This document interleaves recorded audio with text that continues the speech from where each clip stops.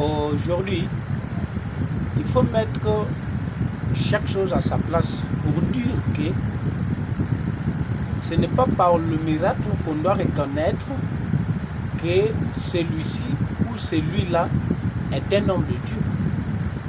Ce n'est pas le miracle, ce n'est pas la prophétie qui doit authentifier, faire voir que celui ou celui autre,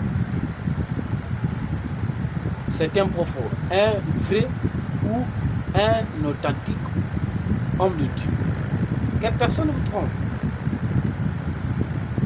Tout doit être mis au clair d'abord pour faire comprendre les gens. Parce que le miracle, le prophétie, ce ne sont pas des éléments qui font savoir que c'est ou qui montrent que celui ici ou l'autre sont des vrais hommes de Dieu ou des vrais authentiques prophètes de Dieu. Comme je vous l'ai toujours dit, qu'au temps actuel là, aucun prophète de Dieu existe. Mais on ne nie pas l'existence d'un prophète biblique tel que prévu dans la Bible. Pourquoi? Parce que l'observation d'aujourd'hui là, il suffit seulement de faire un miracle,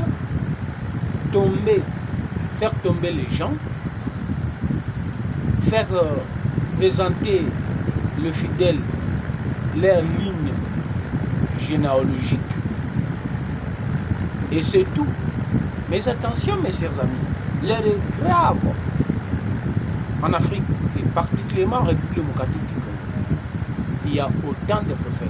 On reconnaît un homme de Dieu par la doctrine qu'il prêche, par le message qu'il dispense, par l'évangile qu'il donne. Si l'évangile qu'il prêche, la doctrine qu'il prône,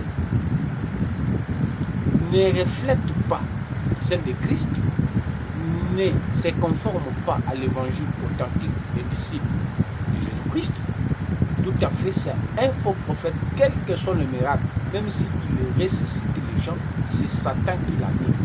C'est le cas des faux prophètes en République démocratique du Congo, aujourd'hui appelés prophètes des nations, prophètes majeurs, prophètes cadets, prophètes mineurs, prophètes